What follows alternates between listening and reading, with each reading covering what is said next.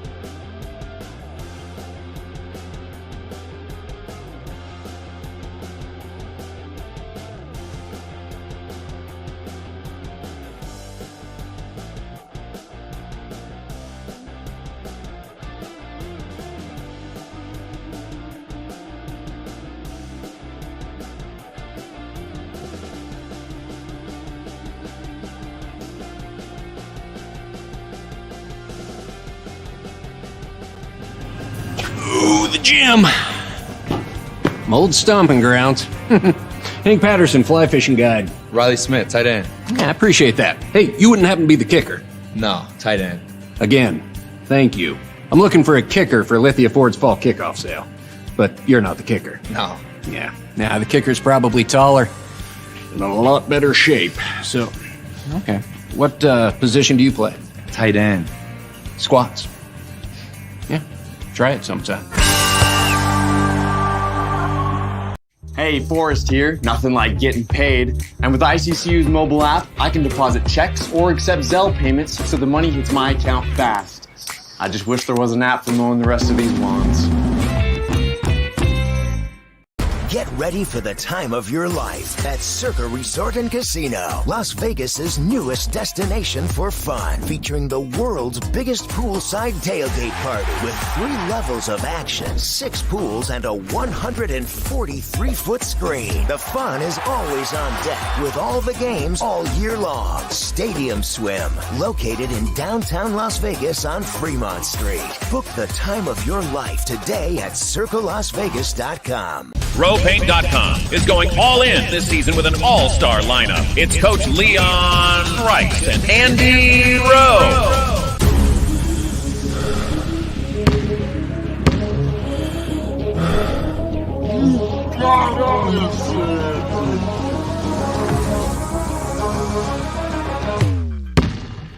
Oh, no. Want to just paint my house? When I want Boise State to win, I trust Coach Rice to lead the Broncos to victory. And when I want the best painting and garage floor coating, I trust RowPaint.com to get that job done right.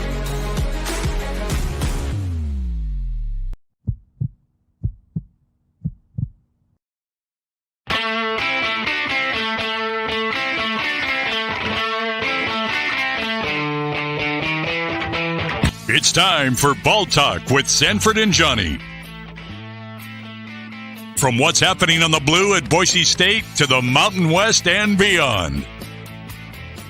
The biggest storylines, the best guests, and most outlandish opinions from 2 dudes who eat, sleep, and breathe college football. Today's broadcast is coming from the Cutwater Spirits Canned Cocktail Studios. Check out one of their more than 30 flavors of pre-mixed premium cocktails at your local gas station or grocery store. Cutwater Canned Cocktails is perfect for your next game day tailgate party. Ball Talk with Sanford and Johnny, featuring former Boise State quarterback and longtime coach Mike Sanford, and KTIK 95.3 FM The Ticket's Johnny Mallory on Bronco Nation News.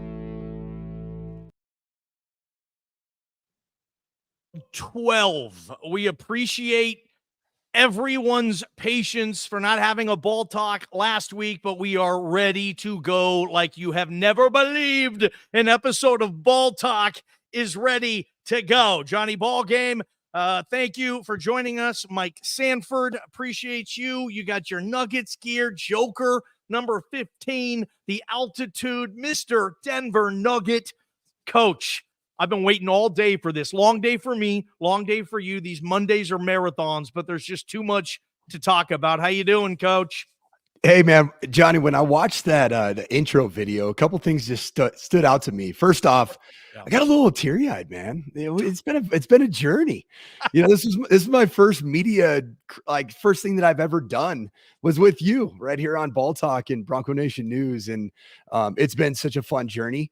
I look forward to doing this every Monday night. And the second thing that came to my mind is, that glorious shot of you shirtless jumping into the Circa pool. Oh, I wish I could go back and do that right now, Coach. No doubt. Don't we all? I think everybody in the Bronco football community, every one of us, fans, coaches, players, we'd love to jump into a pool at Circa right now. But if we ever get to Vegas, Coach, we need to reenact that video, you and me together. Hey, and the thing that really brought up for me, Johnny, is there it is. Oh, man. So, Johnny. Yeah. Right now, okay, in your current form, are you looking as good as that video right now? Better, What? Coach. I've slimmed down. Yeah, I've less of the belly. I still got my package here, Coach. Let's so go. I'm ready to go. I'm sporting in honor of your boy, Ryan RD, Dinwiddie, baby. With the greatest wolf eyes. regular season in CFL history. He wins this week. He's in his third consecutive Grey Cup. I'm wearing my Condridge Holloway Toronto Argonauts throwback. Maybe old school folks remember Condridge Holloway, the Tennessee Volunteer quarterback, the first African-American quarterback in SEC history. Coach, Condridge Holloway, Toronto Argos. Hey, that is some legit Jersey swag right there. You are dripping onto the set of Ball Talk live from the Cutwater studio, baby. Let's go, RD. Before we jump in, go for it. Real quick before we get into that, man. I'm gonna have a chance to see you in person, man. So I'm gonna be checking to see if you got the abs working, man. Because you just talked up a pretty big game. So I'm excited to see the status of Johnny Ballgame. And Anne-Marie are coming. We're coming to town, man. We get to hang out. We get to kick it this weekend, which I cannot tell you how excited I am. And I know the circumstances around, everything that's going on with the Boise State program, especially today with the news of Eric McAlister entering the transfer portal, a challenging win against Fresno State, all that stuff aside, I just can't tell you how excited I am to go to a game on the Blue, see all my friends, just from the community of Boise. It's just going to be a great time. We are so excited. And honestly, mommy and daddy need a break from the kids. Yeah. And let's do some housekeeping quickly on Ball Talk. Saturday from 4:00 to 5:30 at the James. It's going to be the first annual Bronco Nation News Coaches Meet and Greet. Mike Sanford will be at the James that time, as will former coach Kent Riddle, some other players as well, some ex-players. I think Corey Hall, I heard his name, a Boise State Hall of Famer and a former Sanford teammate. That could get interesting. You get Hall and the Sandman in the same room. Who knows where the night is going to take you. And a few libations, possibly. I don't know. I mean, I went 75 days without a libation, so I think mommy and daddy are ready to have a good time in Boise and paint the town orange and blue. So let's see you 4:00 to 5:30. It's a game day. So cruise on over to the James. Coach Sanford doing a little meet and greet there. You might see Coach a few times that day. So that's going to be a fun one. All right. There's obviously the McAlister stuff and the transfer portal coming and the news that BJ and Bronco Nation News broke this morning. We will get there. So comment, question, and Coach is going to go into it very, very deep, and I can't wait to hear that. But first, Coach, I want to get your thoughts on the loss to Fresno. Another game that you can easily look and say, well, they could have won. Maybe you could say, oh, they should have won. But, Coach, they didn't win. When you studied the tape on that, maybe when you watched the game live, what was kind of going through your head? That was a game that they probably could have won, huh? Yeah, and it was a ruckus atmosphere, in Fresno. It was probably the most full I've seen that stadium in quite some time. And I thought for the most part, I think Boise State's offense, handled, at least had some poise in the noise. I think there was George Halani looked fantastic. I think the absence of Ashton Gent was a big significant part of just not having that explosive playmaker that's shown up so often. But really, I think the storyline of this game for me was, while each phase of the Boise State football team had bright moments, like it wasn't like it was just a bad offensive performance or a bad defensive performance. And even on special teams, the fake punt, JFR, who is quickly becoming my favorite Bronco. I need a JFR jersey. Yes. But the fake punt and him dropping a dime Aussie style was so cool to see. But, the storyline for me was that at the end of the day, in what really proved to be a championship game, because really the winner of that game in Fresno between Boise State and Fresno State was going to be to play Air Force, in the conference title. And each phase got outplayed by Fresno State, offense, defense, and special teams at the end of the day. And I'm not talking about yards. I'm not talking about yards given up, but just execution in critical moments. Boise State defense need to get it off the field. And instead, Fresno State busts a 60-yard touchdown run, what needs to be a stop, and get off the field and let the offense get back out there. And now it's a 10-point ball game. It wasn't the critical execution that you need in all three phases to win a game that really it truly proved to be what I think is going to be that number 2 spot in the Mountain West Conference title game. And Fresno State deserved it. That's the bottom line. Tough pill to swallow, but they deserved it. And we find ourselves in a spot where it's a must win every single time that we take the field these next 3 weeks.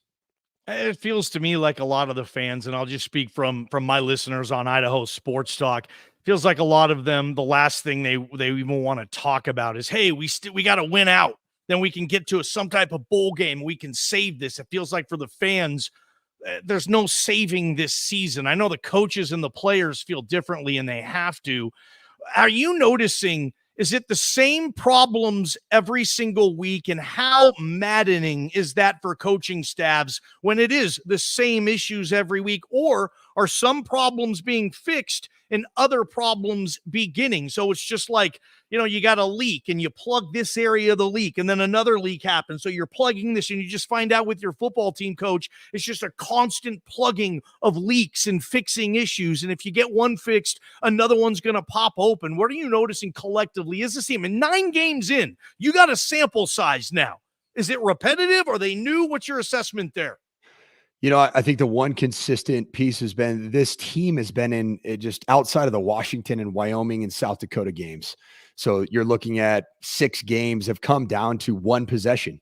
And you've won one of those games. If I'm not mistaken, who would that'd be against San Jose State. And that's the one consistent theme this season for this team is ultimately being 1-4 in 1 possession games. And that's why we find ourselves where we are right now. And I think some of it is execution. Some of it is, I talked about it in week 2 or 3 about the killer instinct guys. I think we've seen more of those players emerge. This isn't for a lack of effort. This isn't for a lack of passion on the behalf of these players. It's just in those critical moments or the moments that lead to the critical moments, we haven't had our best when our best was needed. And that's where we find ourselves right now. And, it's been a really interesting year for me as a first time, fan only. Like I'm not a coach of any college football team.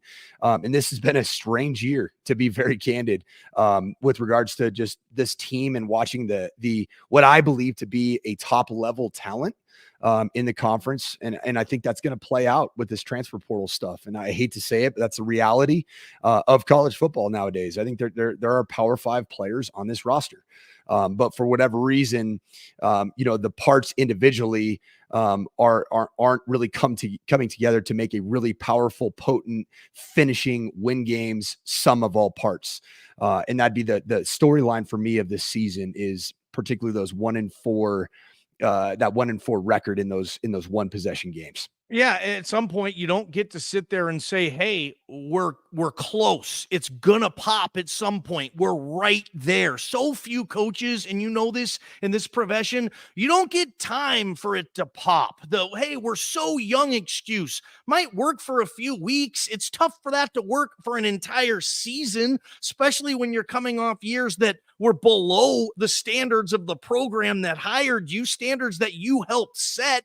I mean, it's a tough season for everybody involved with Boise State. Even Mike Sanford's having a tough year. I mean, you're waking up, you're thinking, "Oh man, Boise State." I mean, it pisses you off when they lose, just as a fan. And you have so many people you love that are still involved with this program. One of them being Bush Hamden, and I'm a big Bush Hamden fan. I've said that all year. I think I don't know what's going on with quarterback. That aside, the numbers are there on paper. The offense, he outgained Fresno. He's outgained most of his opponents this year. He did it without Ashton Gent. I thought Bush is doing a fine job. But, when he says out of respect to Talon, he's going to start, even though everybody knows because the plays are scripted that Maddox is going to come in on second down. Apparently, according to Bush, Talon knew that.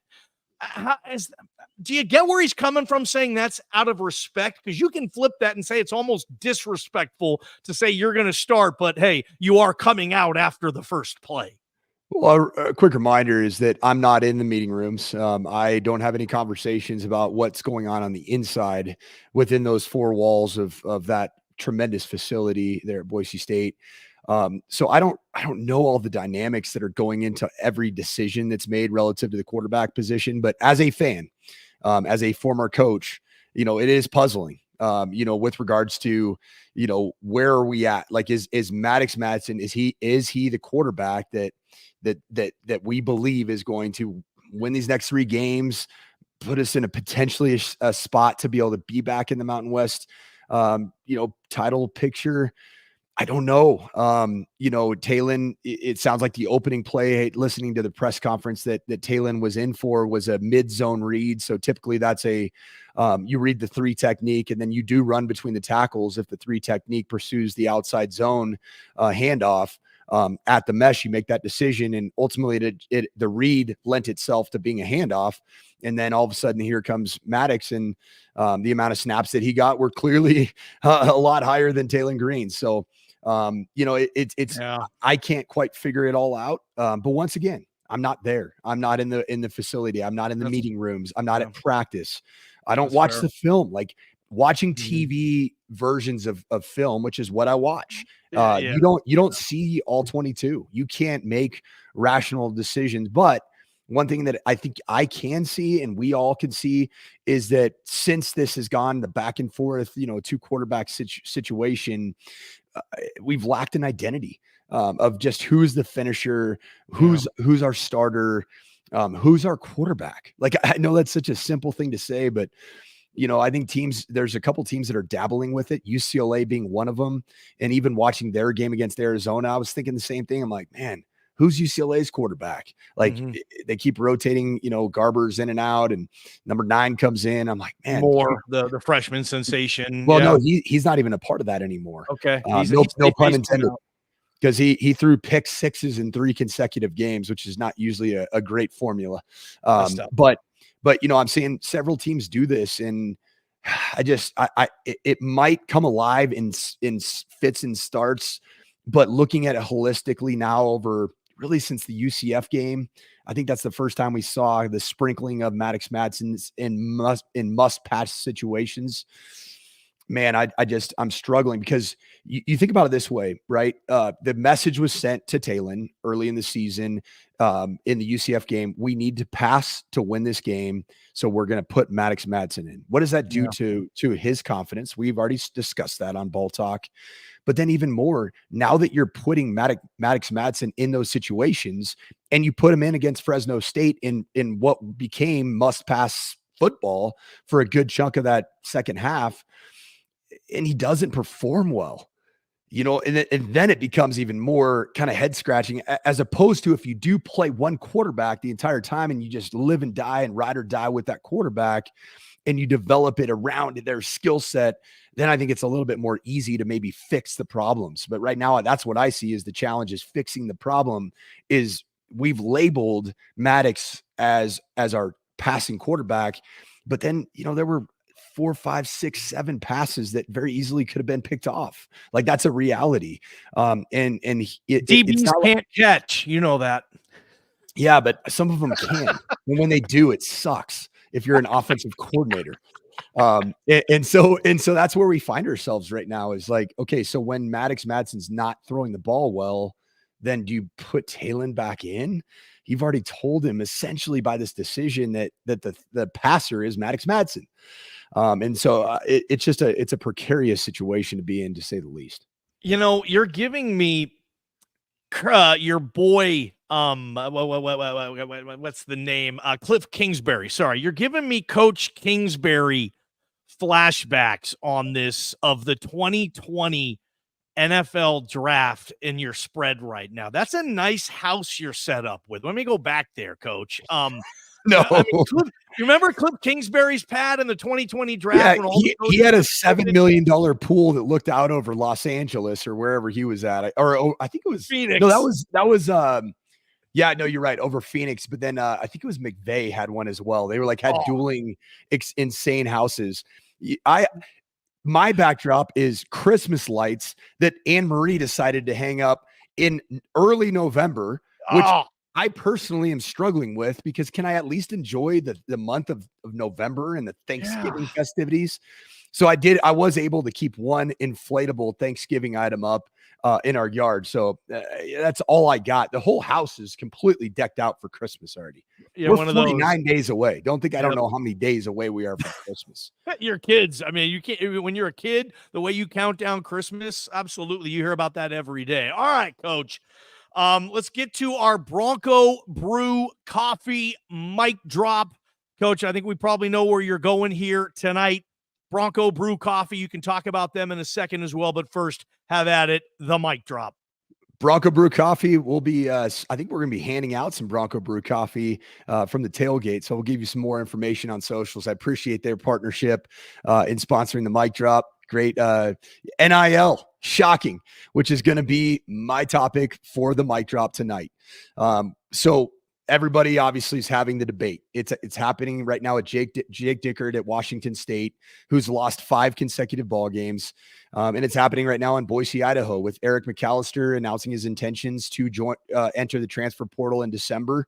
Did so with 3 games remaining. One of the most targeted receivers in the country, 19 targets this past weekend was the lead in all of college football. So this clearly wasn't an issue of playing time, of utilization, and in the offense. Eric Emack has been the go-to receiver in just about every situation, either when this offense is wanting to create an explosive play, ball was in the air to number 80. Or if it was third down, you felt like number 80 was going to be somewhere near the design of the play. So Emack is in the portal. So it brings up my next point, is the current state of college football here in 2023. First off, I want to say a big screw you to the year of 2020 for changing college football forever by allowing unlimited transfer portal entries and a one-time transfer exemption for all undergraduate, non-graduated student athletes to be able to choose their Division I FBS program to transfer to. Also, the NIL space, right? It's essentially, it's good for the athlete from the perspective of being able to make money like Caleb Williams is, like Shedeur Sanders is, on commercials. And I think that was the intent of NIL. However, the underbelly of college football, that mean, gross underbelly of college football, where cheating has been rampant for years and years and years, particularly in the conference we call the Southeast Conference. Yep. The NCAA did not want to investigate, did not want to take down the big power names in the SEC. And there are other conferences and other programs as well that partook in the illegal activity. So they just called all of it NIL. So now money is just dominating the sport at every level. And I think the original intent of NIL, commercials, let's go, let's ride. But backdoor deals, tampering with recruits, finding out while they're playing that. And I say current student athletes at Division I FBS 4-year institutions, they are all now recruits. So I don't use that term incorrectly. Every player on the Boise State roster with production is a recruit. But that's not just happening at Boise State. That's happening all over the country. So where I want to challenge the paradigm, the mindset of the Boise State fan base and the Boise State program is that this is not going away. So what do? You embrace it. Do you just give every last cent in your 401k to Boise State's NIL collective? No, you don't. But you have realistic expectations with regards to the fact that your roster will be tampered with. You can fight, you can scream, you can go before a press conference, you can get fat Twitter fingers and complain about Dilfer. It isn't going away. It's not going away. So what do? You make your experience for that student athlete at Boise State the absolute best experience. And that's all across the board. That's NIL opportunities, certainly with local businesses, local car dealerships. Of course, that's part of it. But these players do not want to enter the portal. If they're at a place like Boise State, which in my opinion is near the top of Group of 5 with regards to the giving in the program, the financial opportunities that are available to Boise State, you are the NFL team in Boise, Idaho, in the state of Idaho. I know, Johnny, you think that the Idaho Vandals are, but I'm sorry, they're not, and they never will be. And I love what they're doing up there. But to that, I say this. We need to understand the recent aspect of college football. We need to embrace it. And as a program, and that goes all the way from athletic director, head coach, assistant coaches, support staff, teammates, and then the fan base, we have to do whatever we can at each one of those spots to make sure that these student athletes love their time at Boise State, love every moment of their time at Boise State. And if you think that teams across the country are just standing by and just waiting to see if their players enter the portal, you're crazy. When I was the interim head coach at CU, knowing full well that the odds of me getting the full-time job were not that great, I met with players on a weekly basis. I met with the entire roster after our final game to see exactly where their headspace was. But it wasn't the first time I had done that. I did that continually to have that dialogue, to see where they were at. Like, is it a desire to get closer to home? Is it a desire, to maybe make some NIL money? Well, let's see, maybe we can arrange something or have the people that do that for a living in these collectives arrange something. But I think that relationship piece is the most important part of this new world of transfer portal and NIL. And Boise State, we have to accept it. We're not changing it. Nothing that we say or do on Twitter, nothing we say or do in a press conference is going to change a thing. The portal is here to stay. NIL is here to stay. And that's why I am in Colorado doing media. And that's my mic drop. Classic. That's a legendary mic drop, Coach Sanford. And I'll even excuse the little shot at my Vandals, who are what is it, 7-2 going into the next week. There you go, Jason X. Shout out there. You know, our nickname for the Vandals has been for, I think, 40 years internally. Dav. Is it damn ass Vandal? DAV, baby. Yeah, damn ass Vandals. No, it's the dog ass Vandals. Dog ass Vandals. Dog ass Vandals. Come on, IDAHO. You get to get your kind of Seattle, your UW Husky bark and your Vandal love too, man. Been really nice seeing what Kalen DeBoer is doing with. Hey, what did I say on this? What did I say on this very program? You remember week 2, I believe. You said that Washington last year was the best team that you faced while head coach at Colorado, and you faced USC and you faced Oregon and you faced Utah, and you said what they do in Seattle, Ryan Grubb, Kalen DeBoer, Michael Penix, that was the best team in the league. And here, they're 9-0. What else did I say with regards to if this was going to be the best team that Boise State has seen in a decade? Wow, he said that. Was I? He did, Hey, yeah. just real quick, Johnny, was I right? It's going in that direction. I mean, the Dogs play Utah this week. That's not going to be easy, but yeah, that's the best team Boise State has played since. Name a team. Did they ever play one of the really, really dominant Oregon teams? No. They caught Oregon at nice and good times. They did. But they still won. No, that's a good question. You guys comment. Biggest win since when? I'm sorry, the best opponent since when on the Boise State schedule. Here's where I want to go with the Eric McAlister news reported by BJ Rains. But first, I want to give you an opportunity to tell everybody if they want to help and they really want to do this and they love coffee, Bronco Brew Coffee can check all those boxes, Coach. Sorry, Coach. One more time. I was scrolling through the comments there, Johnny Ballgame. Oh, sorry, man. This is when I come on and tell you to plug Bronco Coffee and tell them that they can give money to the students and get their coffee fixed. Yeah. Go. Sorry, man. Like you said, Mondays, man, a big day in the radio world. I had a couple hours with the chest cold. So Bronco Brew Coffee, supporting Boise State University athletics with every sip. The Sanford family have become loyal weekly purchasers of the Bronco Brew Coffee. We're on a subscription. You have your own portal, pun intended, maybe a little out of line right now, but you have your own portal where you can designate what player, what team, or players get a chunk of that weekly subscription. Now, the thing about coffee, we all go to Starbucks. We all go to Dutch Bros, right? Especially in Boise, go to the drive-thru at Dutch Bros, and you drop a cool $9 a day, right? Yeah. Well, with coffee, you're going to spend it. If you're a coffee guy, Johnny, you a coffee guy? Occasionally.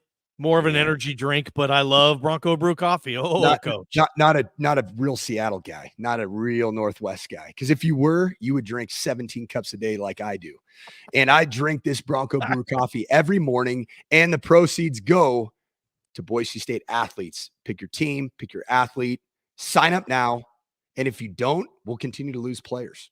So. Okay. My question. Eric McAlister, he's 12th in America in receiving yards. I saw as a sophomore, only one sophomore in America has had more targets than him. So of his age, of his class, only one receiver has got more balls thrown to him this year than Eric McAlister. Coach, you know this. The number one objective for these kids, get me to the NFL. Get me to the NFL. I think a lot of these kids, if you told them in advance, you're going to lose every college game you play, but you're going to go to the NFL. I think kids would sign up for that. I think it's that big of a deal now. Eric McAlister, as a sophomore, well on his way to becoming the next Boise State player drafted at that position since Khalil Shakir. Not this year, maybe next year, maybe the following year, looking at his eligibility, but wasn't he on the course? I mean, you've had conversations where people have came into your office and said, Coach, I'm out. Here's why. A, B, C, and D. I'm not happy. All this. Eric McAlister, to me, this stands out because EMAC was getting the numbers. Most times people transfer, they're not getting their touches, Coach. You lied to me. I'm not getting the ball. EMAC, not the case. 19 targets? That's a receiver's dream. Why is he in the portal where he's going to risk all of that and knowing where if he stays here, he's probably going to lead the Mountain West in targets the next year or two? Explain. You just made a tremendous case for I don't understand why, because he already is settled in and fit into a system where he's targeted extremely well. My just inclination is there's more to the story. And we can speculate on it. I know that's our job. I'm still learning that, Johnny, about like how to, come up with theories and rumors. And I don't like that side of all of this. But I will say there's more to this story because it's not for a lack of targets and it's not for a lack of having teammates and friends on this team that he really loves and cares about. Like just even following, on Instagram and on their socials, just the relationships between Ashton Gent, Taylon Green, EMAC, like it's real. So I think anybody who's out there that says like he quit on his team, he doesn't care about this place or he's a non-competitor, you're wrong. Like this is the new college football, and this happens all over the place. And until some of these athletes come out and tell their versions of the story, we don't know the why. Yeah. And certainly part of it is probably a tampering situation, but guess what? That's happening everywhere. And it's not unique to Boise State, and it's not even unique to Group of Five. I mean, Washington State, who's really going forward as a glorified Group of Five, we'll see what that ends up looking like. Yeah. But it was happening at CU. Like I had a wide receiver, and I won't say his name, but like who pulled out his DMs and showed me all the different people that were talking to him from other schools, coaches, players, but just every fans, boosters. And a lot of it's going through high school 7-on-7 coaches, their trainers in their hometowns, so that there's not a quote unquote paper trail. It's the 7-on-7ization of college football, and it's happening. Yeah, dude. Really, 7-on-7 of college football or of high school football became the new AAU. AAU of basketball. It totally it's exactly the same thing. And there's people that have their hand out that are on the take that want a piece of the pie. And the thing about these NIL deals, some of them are set where every player on the roster gets whatever, $20,000 for that year. But a lot of them, it's all, it's very ambiguous as to how they're going to get this money, where this money is going to be coming from, and are they going to make good on this money? Insofar as a Pac-12 team that we competed against last year had a player who was injured for the better part of the season. What I ended up finding out about that particular player was that he didn't receive all of the NIL money that was promised to him. So there's both sides of all this, and it's an ugly world. It is the disgusting underworld of college football.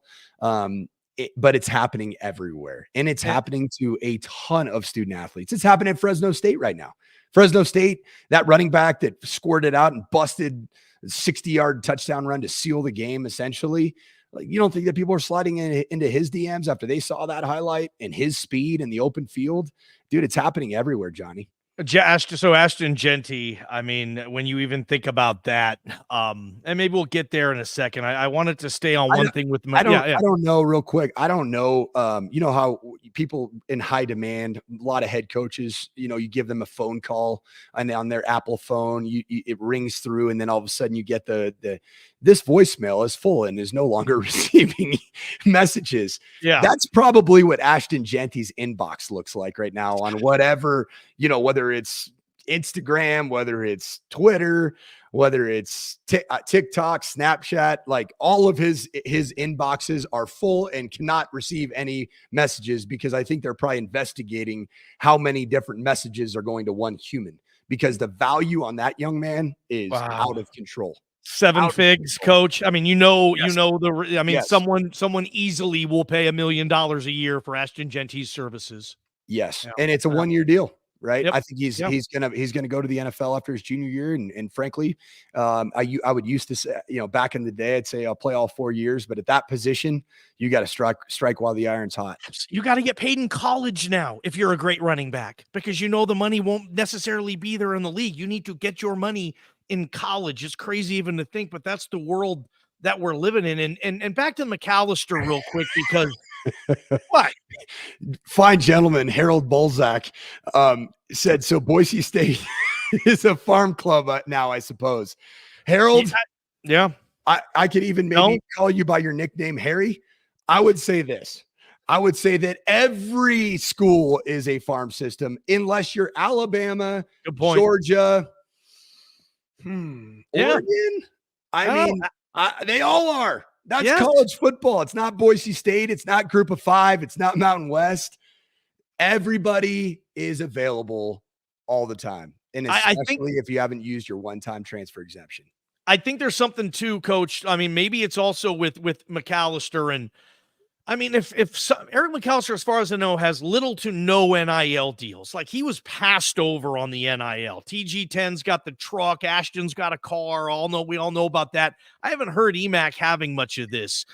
And if you read his story on BNN, there's a story about him growing up, didn't have the easiest life, certainly was not born with a silver spoon in his mouth. Maybe Eric McAlister is in the position where, say it's $300,000 coming from, say, TCU, 300 grand, even if you're not going to get the targets and the numbers, whatnot, at Boise State, it's still worth the risk to you to get that money and have some type of financial family nest egg. I mean, that comes into play now. And it's not because he doesn't want to compete. It's not because he's not a real part of the brotherhood. Dude, he needs to help his family there. And I'm not saying that's even the reason, but I'm trying to come to conclusions as to why. Maybe he hates the coach. Maybe he hates the cold. I don't know. Or maybe they're offering money that Boise State won't. So he has to leave in that regard. So, and I think that's in play as well. And I will say this too, Coach. I might be surprised if Ashton Gent carries the ball one more time for Boise State. Be shocking At this point, you're just going to shut it down, right? And I mean, come on. I can't see it. I think Kalani gets. I mean, does that happen? I mean, would a player come to you and say, Coach, this and this and that? I don't want you to play me anymore. What would you give the percentages that Ashton Gent is wearing a Boise State uniform in 2024? 5%. And that's because somehow, some way they can put like $500,000 in his account and do something there, Coach, maybe like $500,000, because same premise with EMAC. Ashton Gent will have anything he wants. He's going to go to the NFL, and he should be comfortable here. Doesn't have to compete for the gig. He's not going to play higher level competition, all that stuff, right? It makes sense. But no, I think there's just going to be too much money. And I think the allure of Texas and big time college football, and I don't blame him. It would be hard for me to say no as well. What would you say the percentage on Taylor Green being back?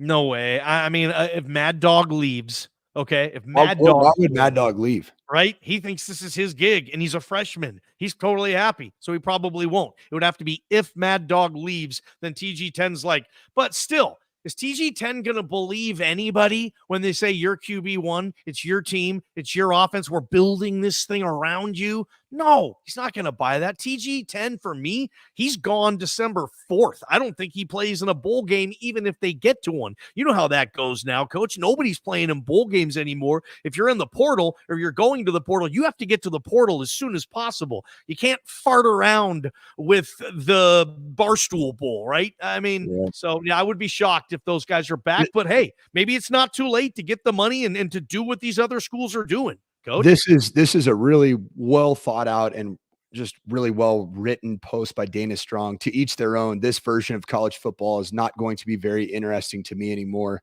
Yep. I understand others liking it, I guess, but it is not for me. And to that, I would say this, Dana.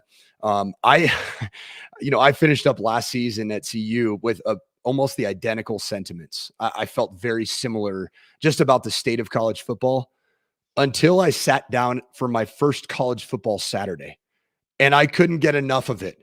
As I knew all of it was so flawed. I knew it was so dirty. I knew I lived the underbelly of college football, and it was awful.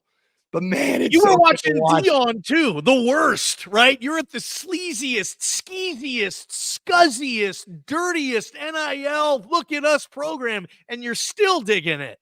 I think it's at the end of, you're trying to get me, dude. And I'm not, you're trying to get me. You're trying to get me in a moment of vulnerability. Hey, listen, I still root for the Buffs, man. But I will say this is that eyeballs are still going to consume this. And that's what all of this is about. It is all about eyeballs on TV screens. And that is what drives and actually makes the decisions for college football.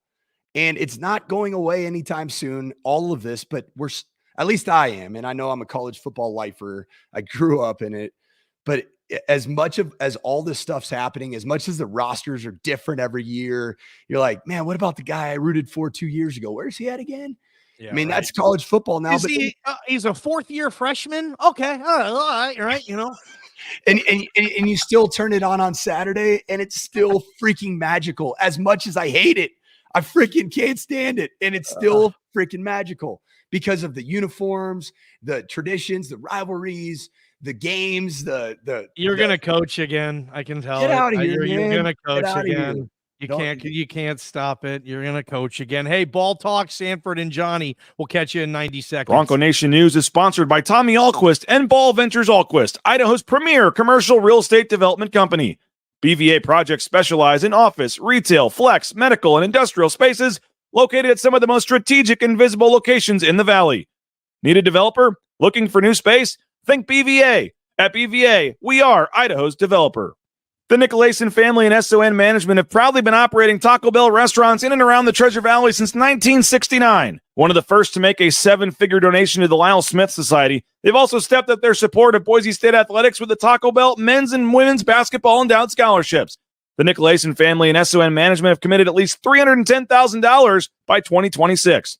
Get more information on their financial support of Boise State athletics and find information on applying to work at Taco Bell at tacobellworks.com. Lithia Ford of Boise is a proud supporter of Boise State Athletics and the official car and truck of the Broncos. Lithia Ford of Boise supports Bronco student athletes through NIL deals, including providing Ford vehicles to Taylon Green and Riley Smith from the football team and Paige Barsh from the volleyball team. Rain's family purchased our F-150 from Lithia Ford. Couldn't be happier with the purchase. Check out the all-electric F-150 Lightning or the electric Mustang Mach-E at Lithia Ford, and make sure to check out their full inventory of vehicles at lithiafordboise.com.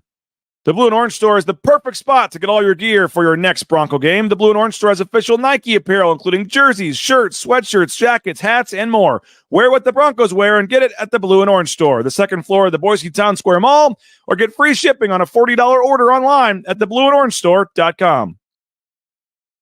Ball Talk, Sanford and Johnny. I want to get right to this because as a guy, as a man, I respect Andy Avalos. I like Andy Avalos. I want him to do well in life. He's a good guy. I believe that. And you've been in this spot, and it sucks. And I've seen a lot of coaches that I've covered. I've been a part of a lot of staffs that have been fired. And as a media member, you got to go on there and say, okay, who do you want to replace him? What they do here? And you got to dissect it, your side of it, because how hard is it? And you get paid great money. It's great. Look at the house you're living in. I love it. But how hard is it being a head coach when you don't meet the expectations? You at Western Kentucky, bless your heart, your first year 6-6. You sound like a Southern lady that saw me at church. Bless your heart, coach. Second year, it didn't happen for you with the Hilltoppers. And in a rare instance, you were a G5 coach that got fired in 2 years. That never happens. They don't have the money on the buyouts. Dudes probably wanted your ass out of there. Thanks, Johnny. I'm sorry if that was it. You're shooting my Vandals a little bit too. It's a little. Your Vandals are a little different than Anne Marie, Peyton, Gunner, and Griffin having to move. Man, God, you're such a bad guy. God, we thought that our life was going to be in Bowling Green, Kentucky. Cue the sad music. I'm just kidding, dude. Just I'm so sorry. I'm kidding too. But yeah, you get where I'm going. How hard is it? You want to come home from work, your dog's there, but you're worried you're going to get fired. You see the writing on the wall. Your wives know stuff. She's asking you about it. The kids, people are talking to them at school. How hard is that when you're a head coach at a place and you're not meeting expectations and you think, coach, the end, it might be near? It's hard, man. It's really hard. And I think sometimes you do actually feel like a one-legged man in an ass-kicking contest, to put it very bluntly. Have you ever thought about somebody or even just holding one leg and then just think about having to run around and try to kick another man's ass? You just fall on the ground. Can't do it. And, I felt that way. I can think about year 2 at Western Kentucky. We had gone to a bowl in the first year. It was didn't meet probably the standards of the previous season, but very different than Boise State. I mean, Western Kentucky had 1-win seasons in the last 10 years, a bunch of 4 or 5-win seasons, one really good season with Jeff Brom before he left for Purdue, and they went 11-2. And I followed an 11-2 act, which is probably the first mistake I made because the roster that was coming back after that 11-2 season was very different than the 11-2 roster. And so the thing that I did is I defaulted and fell back to my experiences. Jeff Brom and Bobby Petrino had built that program with basically the 2016 version of the transfer portal, which was all JUCOs, and grad transfers. And I fell back on what I had a comfort level with, is recruiting really good high school players, play the long game, develop a culture, develop a strong sense of who we are as a family. And to be honest, because of that very decision, in which my dad even asked me, like, hey, you got to talk to the athletic director and ask him, what are the expectations for this year? And that was in year 2. And I didn't have that conversation, and I should have had that conversation. Dad, why didn't you? Right. Why didn't you? Because I believed in what I was doing, and I was the head coach. He wasn't, right. And in hindsight, should have You're listened. not going to get fired year 2. It's Western Kentucky. It's Conference USA. They don't fire coaches in 2 years. And yeah, I'm with you. But when you roll out 18 of your 22 starters on offense and defense that are freshmen or redshirt freshmen in their first 2 years of college, catches up to you. And where I could have, in hindsight, have gone and done the JUCO route, done the bounce back route, college kids that got kicked out of an institution for unruly behavior, and then put them on a roster and just say, hey, the guy can run. That boy can run and catch the ball down the field, coach. But last chance you. Blinn College, who you got for me? Blinn College, where are you at, Coach Mahon? I know the coach. And we did it. We did it for 4 or 5, big needs, but we didn't do it across the entire roster, which really, in hindsight, we should have. I didn't want to. And I went down going the way that I wanted to, which was to try to build it. And what I did do is that all those freshmen and sophomores that were starting in 2000, and I believe it was 18, they went on to be unbelievable players in Western Kentucky, had great seasons in 2019, 2020. It was, who's the quarterback, played for the Patriots, came in and transferred Bailey Zappi. Yeah, Zappi. Bailey Zappi. They brought him in as a portal guy. We had probably the best offensive line in group of 5 because they all started as freshmen. And they were awesome by the time you they got Mike White for 1 year. My first season. Yeah, the year you were good, you had an NFL quarterback. And then the next year I have a 5th-year senior who had waited his time, and we open with Wisconsin, and he separates his shoulder in the second quarter, and he's out for essentially the whole year. And so now we're starting freshman quarterbacks, and that's the hard part. Like I said, is that you're going home, you see your dog there, and you're thinking, should I cuddle or should I kick it? And you always choose cuddling because that's, the proper thing to do. I know Caleb Williams always chooses to cuddle with his dog and watch a show. That's apparently the new thing to do with this generation. But so I get home and my wife's in a panic mode. My family, my daughter now, she's 13 now, but at the time she was 9. She started to understand. She started to understand what was going on, and she's crying. She's hearing about it at school. You can't even avoid it in a small town like Bowling Green. You go to church and people are saying, "Hey, coach, you gonna fix that offensive line?" And I'm like, "Yeah, they're gonna get older in a year or 2, okay, bud." All right, thanks, Chief. We're all going to gain 17. The tackles are going to gain 17 pounds in 2 weeks. I'm with you. But I think the hardest part is that your family back home is depending on you to do something, and you find yourself sometimes in these seasons 6 games in, 8 games in, 9 games in, and you're like, dude, I don't have the obvious solution right now. And my solution was find a way to get to year 3. And that was the key. And so I don't know if you know this, Johnny. I don't know if I've shared this on air. There was a nasty article that came out in the Bowling Green Daily News, and it was like citing anonymous sources, which anonymous sources always are the athletic director or president of the university. And it said that we had 2 remaining games. And as the article was written, it said that if Western Kentucky wins both games, Mike Sanford's job is safe. If they split the 2 games, his job is in the air. And if they lose both, he's done. Well, we went out and we won both. And we beat Louisiana Tech in Ruston, Louisiana. Nice. And the players are all celebrating. The players read this. Like, the players knew this. And like going to a team meeting, knowing that your players are like, yeah, this guy right here is literally fighting for his football life right now. Wow. And you want to talk about having to rally the troops. I mean, that was the ultimate rally the troops. And dude, I'll be honest, those 2 weeks were the best 2 weeks that I had as a head coach at Western Kentucky, because you saw a team come together and you saw a team fight together, and the celebration in the locker room was like year 3 is an inevitability. And then you get the dreaded text from the athletic director that, hey, can you come and see me on a Sunday? And then, of course, you walk in and it's not just the athletic director. He's got all of his people around making sure that I don't turn over tables. How quickly did they say, Coach, we're going to move on from you? Is it the first thing they say? Yeah, you just know. You walk in, and whenever there's somebody else in the room, you're getting fired typically. The AD and somebody else. It's not a good thing. You don't want 2 guys there, because one guy's kind of called the heavy, if you will. And I knew. I walked in, I knew, and I was upset. I felt like we had recruited really well. I felt like we acquitted the place to go be successful. It's year 2 at Western Kentucky in Coosa, Conference USA, Coosa.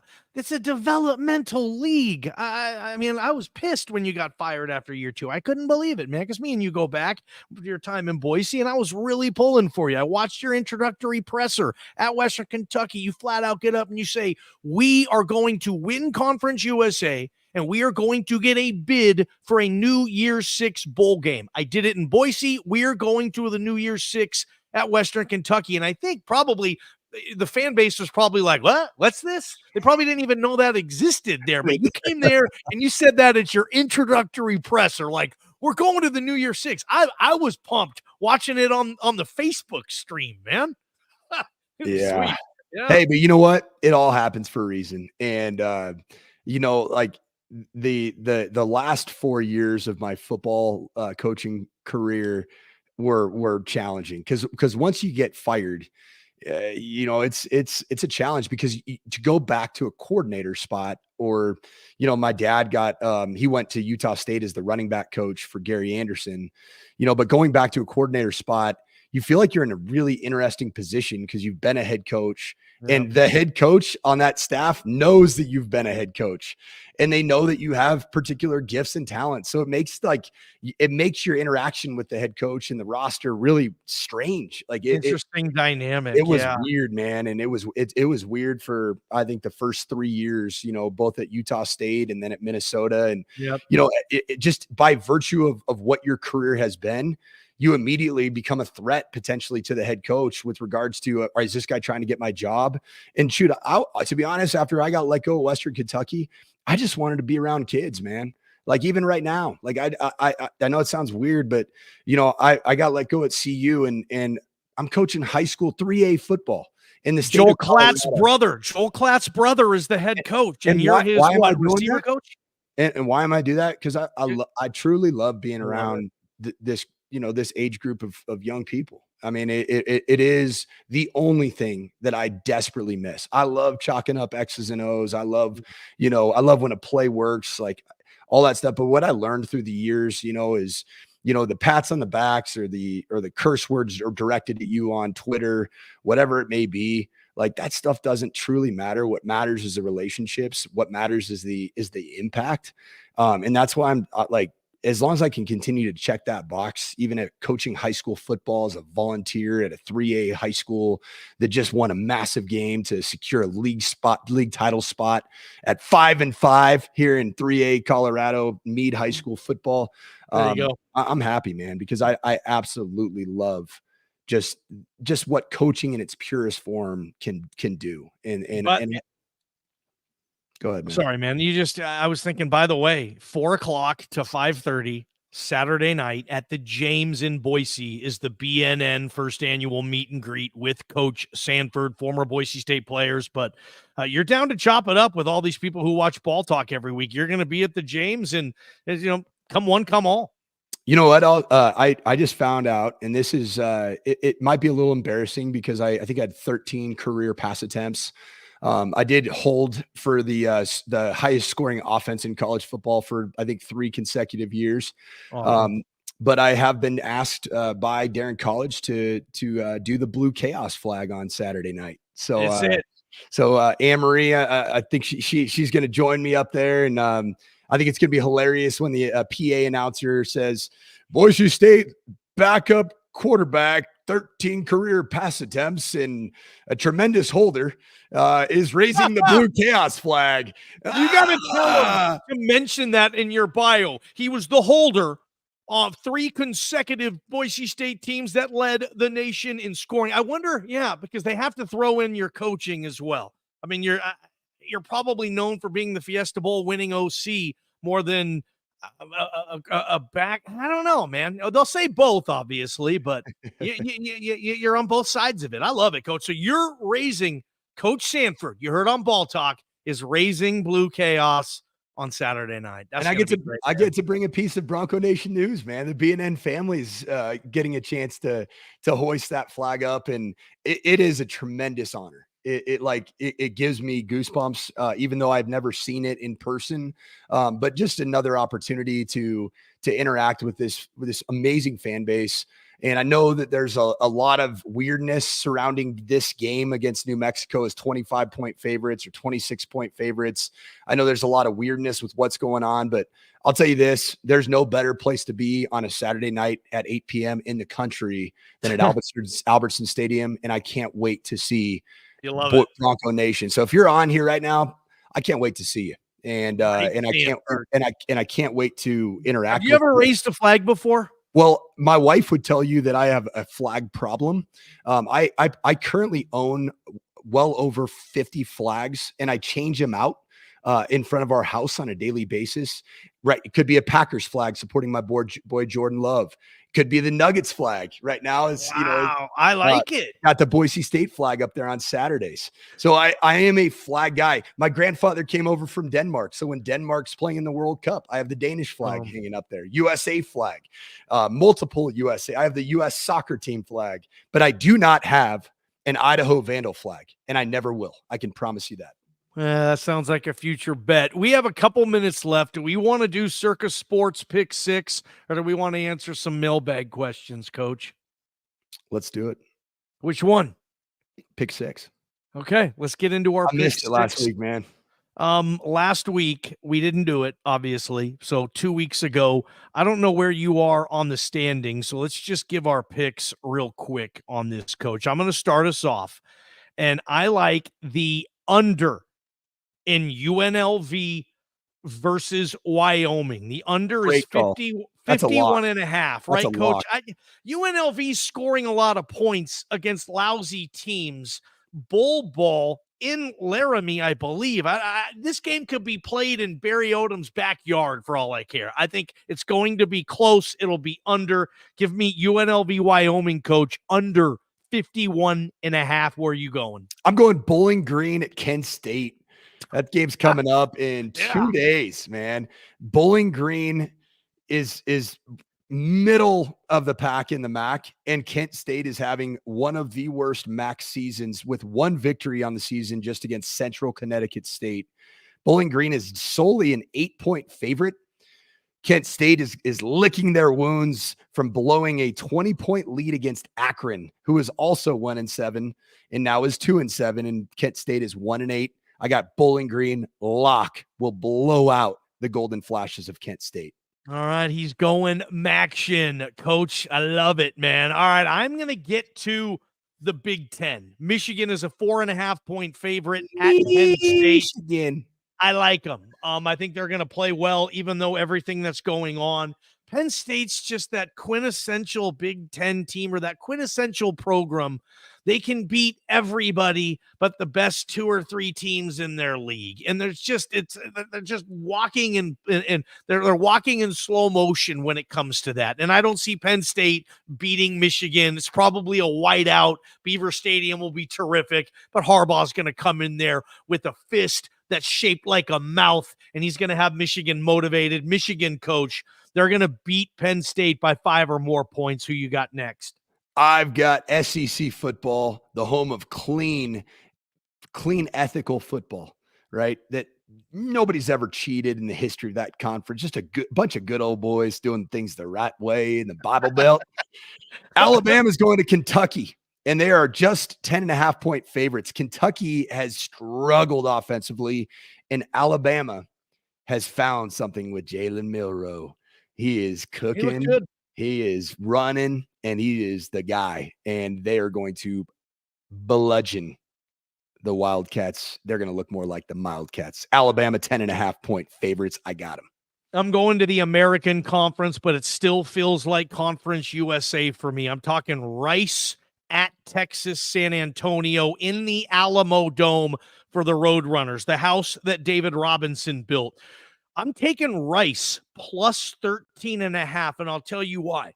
There is a brain trust going on at Rice. They never get blown out. They hang with teams. Their offensive coordinator, Marcus Tuiasosopo, and their quarterback, JT Daniels. They are a lot better. It's Rice. Nobody factors them in. They cover. I've had them the last 2 weeks as underdogs. They don't necessarily win, but they keep it close. You know Marcus Tuiasosopo and that I know family. the head coach. I know Tui really well. He's a great dude, great love coach. Tui. Their Yep. head coach, Mike Bloomgren's my best friend in the coaching industry, or at least in the top 3. What? Yeah, he was Junior Adams. He was the Him and but we were together for 3 years at Stanford, and for me, 3 years is an eternity. Yeah, right. I'm going to the Big Ten Conference. The Minnesota Golden Gophers are licking their wounds. Another loss for the boat rowers against Illinois, and they're visiting Purdue. I think Minnesota is going to win this game, but the over on this game, a Joe Rossi-led defense by Minnesota and a Ryan Walters-led defense, the over is 46.5. I think this is going to look a little bit more like Iowa Northwestern. I'm going under 46.5. And that under might get halved. And I got the under, and that is a pure lock. Book it. Put your 401k on it, and then donate that to the NIL collective at Boise State and thank me later. What a great idea. And buy some Bronco Brew coffee. Circa Sports pick 6. Finally, Boise State, New Mexico. The spread's 26 on Circa. Coach, I'm taking the under. It's 60.5. And that just feels like, even though Boise State's defense can give up some points, special teams, I don't know what I'm going to get. I just don't see a shootout. I see Boise State maybe 34-20, maybe 27-10, something like that.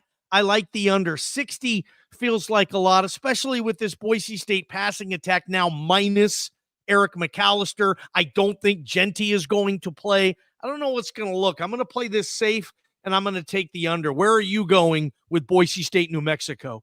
To be honest, I think this line is outrageous. I think 25 points. This is, New Mexico, while they did lose to Nevada, I think, was it 27-6? I still think New Mexico has the ability. Is there a worse loss? I don't know. Oh, man. Yeah, that's hilarious. But New Mexico, when you look at the totality of their season, they do have the ability to score points. This defense still has that Rocky Long effect because of obviously Rocky Long's influence on Danny. Is it Danny Gonzalez? Is that the head coach at New Mexico? Danny Gonzalez. I Boise State's going to win this football game. They should. They're way more talented. They're a better program. But 25 points, I do not believe so. So I think it's going to be New Mexico plus 25 because that's an outrageous line. There you have it, our Circa Sports pick 6. Just go to Vegas and stay at Circa. At least go hang out there. BJ Rains and Bronco Nation News and Circa have a killer partnership. I've been down there. They hook it up for Boise folks. That's Circa pick 6. Coach, I wanted to ask you another question. Was escaping me. Let me get back to what was I thinking? Boise State, New Mexico. Yeah. Can you win in Albuquerque? And by win, I mean in a decade, you have 2, maybe 3, 10-plus win seasons. You have a couple bad years, but typically you're 7-6, 8-5, 6-6 type of thing. That job, I think, is going to be open. And I'll just throw a name like, what if there was a guy, if they made a push for like a Brian Harsin? Harsh wants to go to the Mountain West, Albuquerque, whatever the hell. Probably he's probably too big for this gig. But just kind of these gigs, you've looked at all these, you and your coaching buddies. I'm sure you go down the list. Could you win there? Yes. Can you win there? No. Where's New Mexico for you? That's a tough job, man. But Rocky Long made it cook, man. And I think the key to winning at the University of New Mexico is Hank Basquette, Ryan Cook, and Brian Urlacher. There have been some good players. Yeah. And when I was at UNLV as a GA in 2005 and 6, my dad was the head coach. Yep. Man, New Mexico was cooking, and they were a team that was Dontrell Moore. What was that running back? He was freaking good. Yeah. Had good players. Moore. I actually liked this hire because of the Rocky Long ties. It just hasn't materialized. It's been, and you know what's kind of strange is that I think a very underrated hire was Jerry Kill at New Mexico State. He's doing a great job, and he's a great, like, strange niche head coach. But he's taken a lot of the recruiting and just the shine of the program in the state of New Mexico away from the Lobos and given it to the Aggies. And who would have thought it? I mean, the thing with Jerry Killen, like, teams are scared to hire him for health reasons. Right. He had seizures. He was in hospitals. He was leaving in the middle of games, and it was scary, like, legit. Like, I don't want to hire you and put you to do this and have your, coaches are crazy. You guys are maniacs. I mean, how many coaches have health issues? It's like going out of style at some point, right? And I think teams are scared to hire Jerry. Here we are on Ball Talk. We're talking about the New Mexico State. That's why we call it Ball Talk. We call it Ball Talk because you just never know what kind of ball we're going to talk about. The Mexico State Aggies head coaching hiring practices. I love it, man. Went 10 minutes over. Not too bad. A little bonus time because we didn't have a show last week. And once again, Coach, travel safe. He will be in Boise this weekend. Mike Sanford is raising Blue Chaos before the game. If you weren't going to go, now obviously you are. And go to the James from 4 to 5:30 on Saturday for the BNN meet and greet with Coach Sanford. A lot going on there. Our day is finally over, Coach.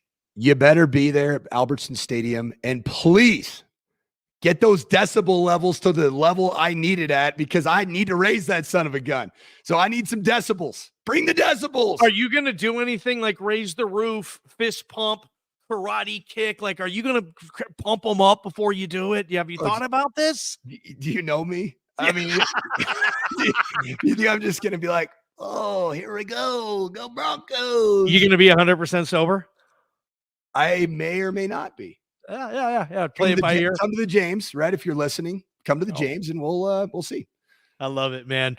This is another edition of Ball Talk. Tell your friends. You can watch it whenever. It's on the BNN YouTube channel, and he's Coach Mike Sanford. I'm Johnny Ballgame, and there he is.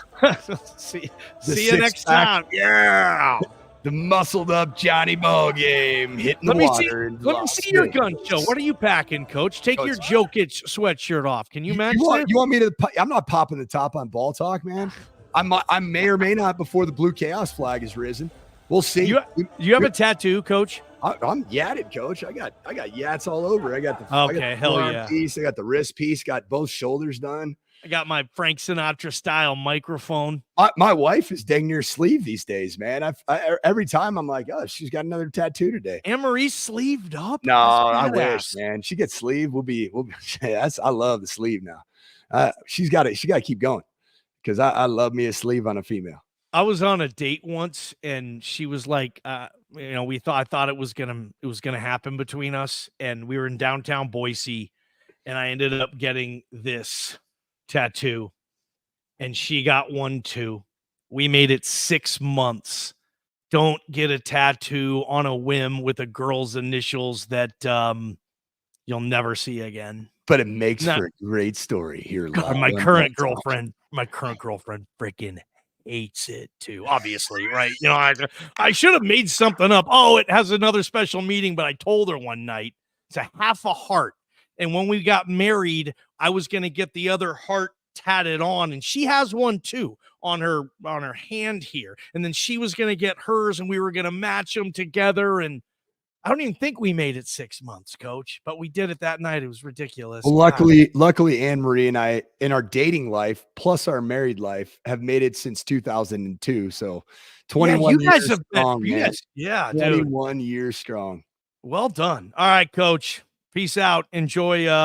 Follow Coach on social media. You downtown Denver tomorrow? You on any shows? What's I next? was today, but yeah, we're flying out on Friday, so I'll miss my normal altitude sports talk radio piece on Friday. Okay. And I chose Boise over the Denver market this weekend, so I'm really excited and cannot wait. Except for the dog ass Vandals showing up. I want Joe Vandal. God, he would pummel you, Sanford. God, I wish I could see that. He doesn't CrossFit 5-6 days a week like I do. He doesn't have the ability to throw around 275 pounds on the cleaning rack. Get out of here, man. I'm way bigger now than I was there, but yeah, BJ loves that picture. Like, he never lets me forget that. Sweet undershirt game, by the way. Really good undershirt game. Oh, you can see it in there. You can see the beater. Oh yeah, you got a solid undershirt game going on. Coach Sanford. Well, it's been a heck of a show after the show. Tattoos, DAV. I mean, you can't find this anywhere else. This entertainment, you'd have to pay $150 in New York City to see this kind of comedy. So here we are, man, just for free for the people. Dude, this is going to be freaking hilarious, man. So getting you in Boise this weekend. I can't wait. What's pathetic? What, me? Anyway, I don't even care. I don't care, Mary. I think it's the tattoo. Is it the tattoo? Or you know what? Hey, what's pathetic? Everything about me? Yes. No, what I respect about you, Johnny, is most people that make tattoo mistakes don't ever fess up to it.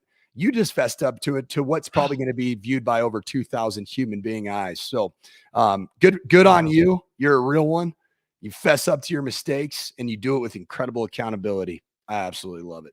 God, I could be on your staff. I'd be a hell of a get back coach on the sideline. You know, I mean, you're way too ADHD, man. You'd be about 6 yards on the field. I'd be pulling you back. Would you put me in the booth? Oh, I'd probably you'd probably have to be the doorman, in the locker room to make sure no jewelry is stolen. Just to give, Yeah, that's horrible. I hate how that's happening. I wish the Pac-12 or somebody should have refunded those CU players stuff, if you ask me. But all right, this has been a hell of a show.